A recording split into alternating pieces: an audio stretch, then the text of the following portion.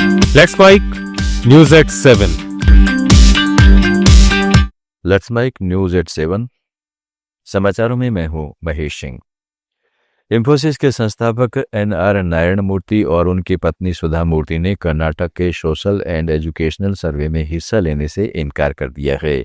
उन्होंने कहा है कि यह सरकार के लिए बेकार है। कर्नाटक के सोशल एंड एजुकेशनल सर्वे में ग्रेटर बेंगलुरु अथॉरिटी के तहत लगभग 46 लाख घरों में से अब तक सिर्फ 15 लाख से ज्यादा कवर हो पाए हैं, जबकि अधिकारियों ने सर्वे समय पर पूरा करने के लिए सर्वेयर को सुबह 8 से रात 9 बजे तक काम करने का आदेश दिया है।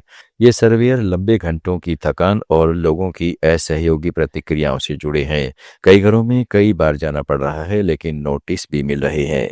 टारगेट न पूरा करने पर ग्रामीण इलाकों में कनेक्टिविटी की समस्या और 60 सवर्णों की लंबी लिस्ट से लोग चिढ़ रहे हैं। इस बीच सरकार ने सर्वे की समय सीमा बढ़ाकर 24 अक्टूबर कर दी है, लेकिन 2300 अनुपस्थित सर्वेयर्स की सैलरी रोक दी गई है। हरियाणा पुलिस में एएसआई संदीप कुमार लाठर की मौत मामले में पूर्व मुख्यमंत्री और केंद्रीय मंत्री मनोहर लाल खट्टर उनके परिवार से मिले। उन्होंने कहा है कि मुख्यमंत्री नायब सैनी ने संदीप की पत्नी को नौकरी देने और बच्चों की पढ़ाई का खर्च उठाने का आश्वासन दिया है। यह मामला बेहद दुखद है, लेकिन इसे जाति या राजनीति से नहीं जोड़ा जाना चाहिए। वहीं पुलिस ने संदीप की आत्महत्या के लिए उकसाने और साजिश रचने के आरोप में एफआईआर दर्ज कर ली है। अपने आखिरी वीडियो और सुसाइड नोट में संदीप ने आईपीएस वाई पूरन कुमार और उनकी पत्नी अमनीत कुमार पर गंभीर आरोप लगाए थे। पूरन कुमार ने भी कुछ दिन पहले आत्महत्या कर ली थी। अब दोनों मौतों की जांच हरियाणा पुलिस कर रही है। अमेरिकी राष्ट्रपति डोनाल्ड ट्रंप ने दावा किया है कि प्रधानमंत्री नरेंद्र मोदी ने रूस से तेल खरीदना बंद करने का आश्वासन दिया है, ताकि यूक्रेन युद्ध पर रूस पर आर्थिक दबाव बने। व्हाइट हाउस में पत्रकारों से बातचीत में ट्रंप ने कहा है कि भारत ने उन्हें भरोसा दिलाया है कि वो रूस से तेल नहीं खरीदेगा, जो युद्ध रोकने का बड़ा कदम है। Thank you so much. Thank you. In light of China's export curbs on rare earths, do you view India as a reliable partner going forward? And are you planning to meet Prime Minister Modi in Malaysia? Are you open to talks in terms of? Yeah, sure. He's a friend of mine. We have a great relationship. He just said that 2 days ago, as you know. We have a great relationship. No, we were not happy with him buying oil from Russia, because that lets Russia continue on with this ridiculous war where they've lost 1.5 million people. By the way, Russia's lost 1.5 million people, soldiers mostly. This is a war that should have never started, but it's a war that Russia should have won in the first week, and they're going into the 4th year. And I want to see it stop. So I was not happy that India was buying oil, and he assured me today that they will not be buying oil from Russia. That's a big stop. Now I got to get China to do the same thing.